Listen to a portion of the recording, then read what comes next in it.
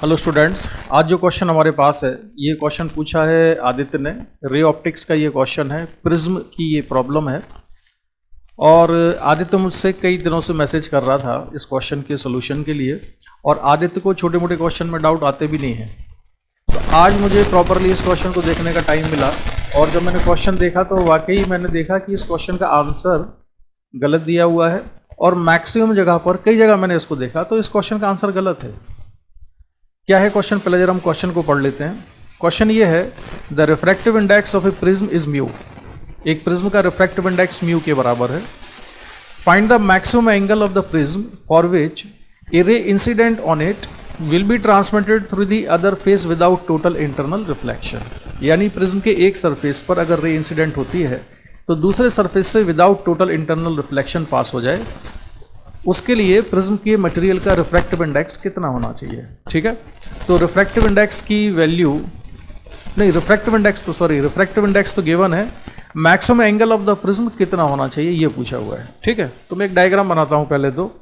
अच्छा, मैक्सिमम जगहों पर जो मिस्टेक की हुई है ना, क्या मिस्टेक की है लोगों ने कि एक होती है कंडीशन ऑफ नो इमरजेंस, यानी कि रे ऑफ लाइट जब किसी प्रिज्म पर इंसिडेंट हो तो प्रिज्म से सेकंड सरफेस से बाहर ना निकले, वहां पर उसका TIR हो जाए, उसकी कंडीशन बताता हूं मैं आपको। क्या कंडीशन है ये? अगर एक प्रिज्म है, रे ऑफ लाइट यहां से इंसिडेंट होती है, ये नॉर्मल है, सेकंड सरफेस पर ये पहुंचती है और ये यहां से इसका TIR हो जाना चाहिए, तो इसकी कंडीशन ये होती है थीटा या A greater than 2 theta C। ये कंडीशन होती है कि प्रिज्म का जो एंगल है वो 2 थीटा C से बड़ा होना चाहिए। ये कौन सी कंडीशन कहलाती है? ये कहलाती है condition of no emergence.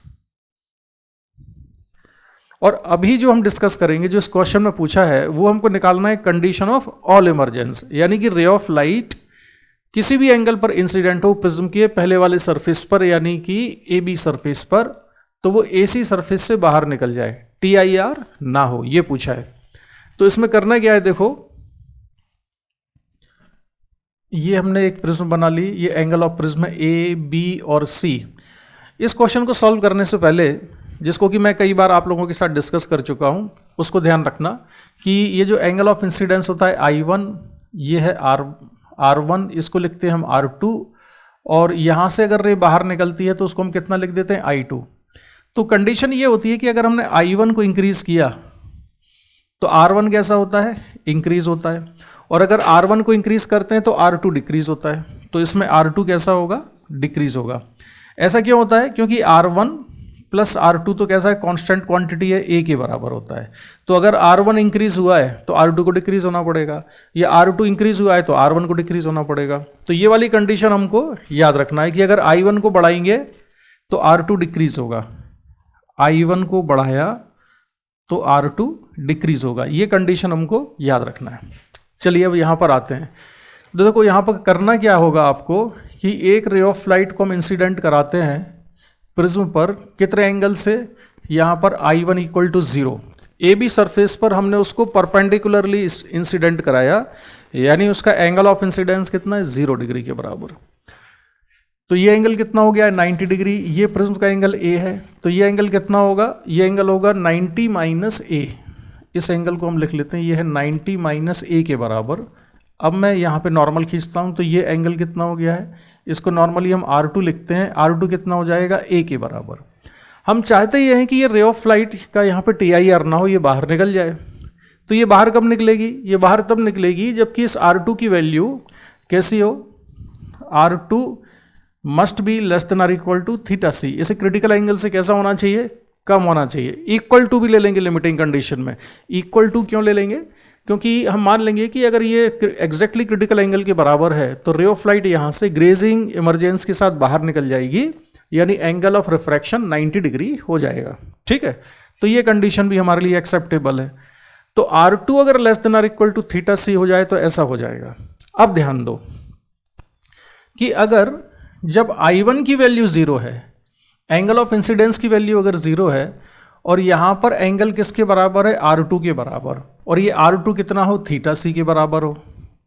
R2 कितना हो जाए थीटा सी। तो अगर मैंने I1 को यहाँ पे इंक्रीज किया, I1 को इंक्रीज किया, अभी तो थीटा जीरो है, तो थीटा जीरो के बाद I1 और फर्दर तो डिक्रीज हो नहीं सकता, I1 इंक्रीज ही हो सकता है। तो I1 को अगर हमने इंक्रीज किया, यानी कि रे ऑफ लाइट को मैं अगर यहाँ से भेजूँ और एंगल को I1 कुछ और हो जाए अदर देन ज़ीरो, तो I1 अगर इंक्रीज होगा तो R2 कैसा होगा, डिक्रीज होगा।